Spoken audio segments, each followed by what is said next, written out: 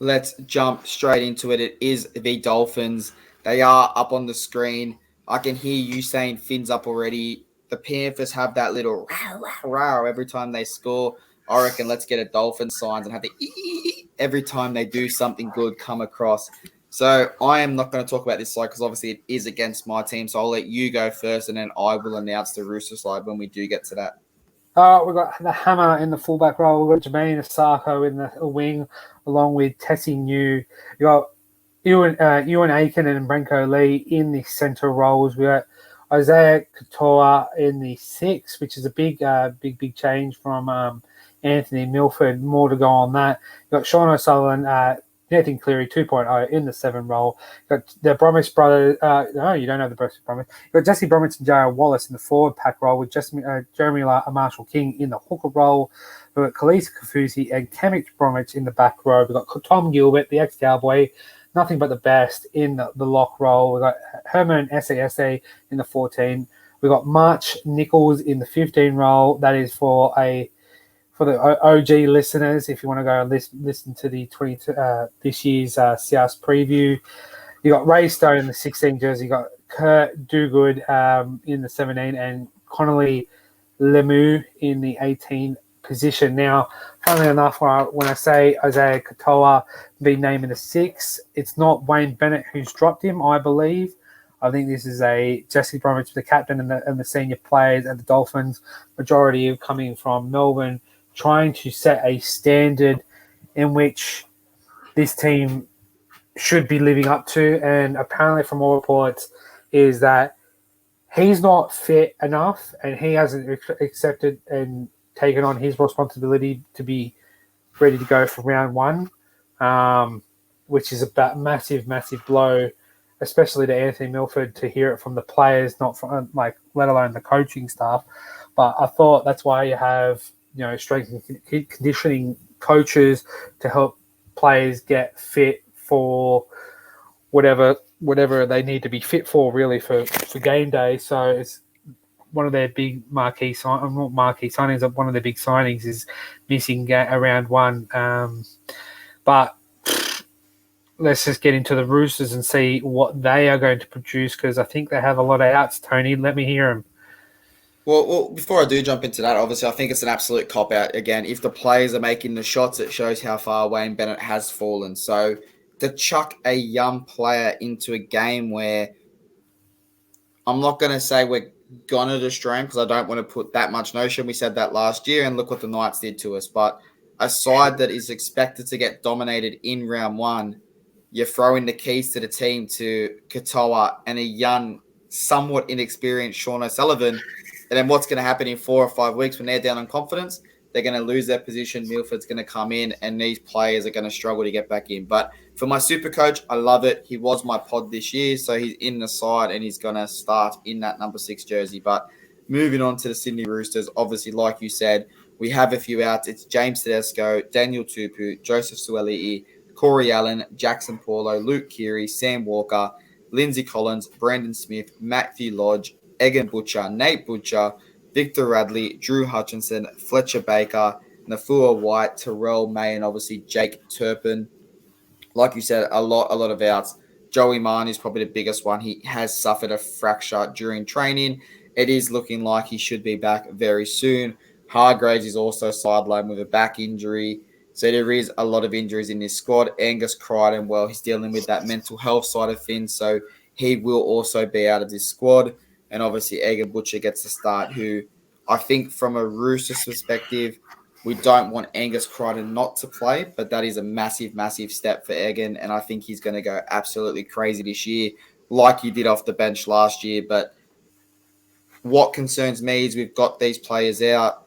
We sit here with a bench of Drew Hutchinson, Fletcher Baker, Nafua White, and Terrell May, and that's probably where it concerns me a little bit. The back line, we're a bit short, obviously, with Corin Allen and Jackson Polo. However, I do think we might see Joseph Sawali switch back to that side just for this game until we get Joey Manu back.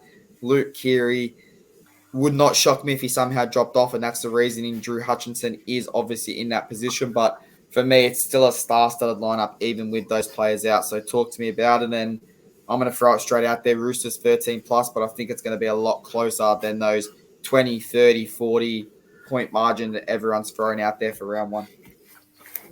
You say Drew Hutchinson being like not a worry, but like you put a question mark on him. I think the reason why you've picked Drew Hutchinson on the 14 role is that I think he offers a little bit more position wise. I think he can play center, he can play wing if need to, he can play 6, 7, he can play 9, he can play a roving 13 if needed to. Like if you had Manu fully fit and your backline was pretty stocked and ready to go, I think you see Jake Turpin take that 14 role because I think Jake Turpin's a really good 9. I don't think Brendan Smith. What I'm saying, every position you just said Drew Hutchinson can play. Besides the win, you can chuck Jake Turpin in there. He played halves in the trial match. He played at the hooker position in the trial match. He played on the wing in the trial match. But he's an out and out 9. Like you wouldn't.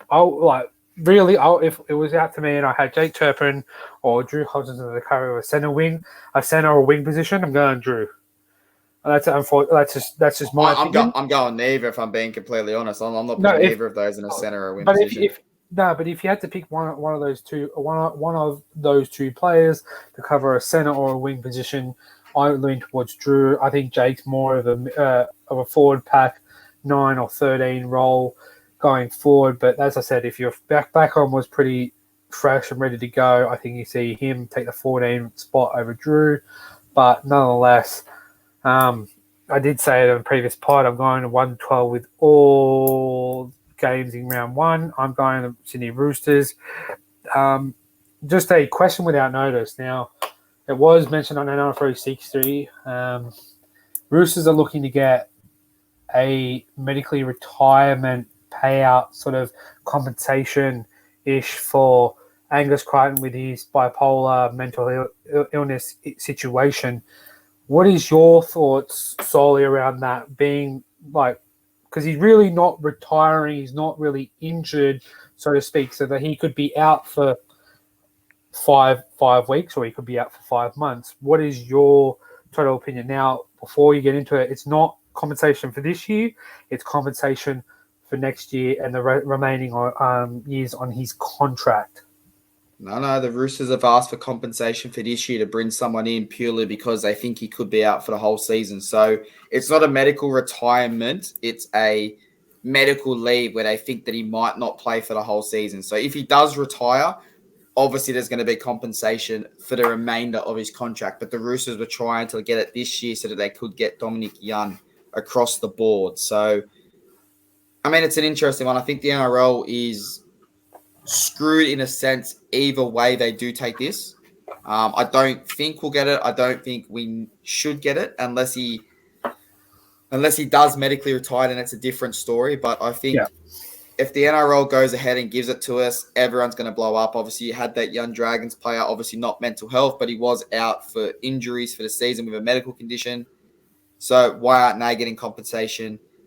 You forced the Panthers to play in this club challenge. A player's out for the season now. Why aren't they getting compensation? So I think it kind of does go both ways there. But I think the NRL on the flip side, when they come out and say, we're not giving it to you for mental health, well, it throws that mental health round into a bit of a spin because they're not really, I guess, looking after the players is how that's going to get looked at. But I think if we don't get it, I'm okay with it. I don't think we deserve it, especially given, as his dad said, he's been living with it for a while. So we'll see what happens. Obviously, I'd love to see him back in his Rooster side, but if he did have to medically retire, obviously his health is the most important thing moving forward. I think everyone can agree with that.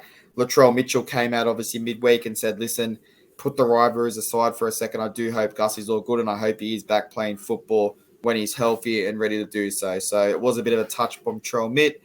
People love to give him a bit of hate, but deep down, he does have that soft heart, and he is obviously caring about the other players, even with the rivalry. But Baxter, one more time, Roosters 1-12. Was that your tip?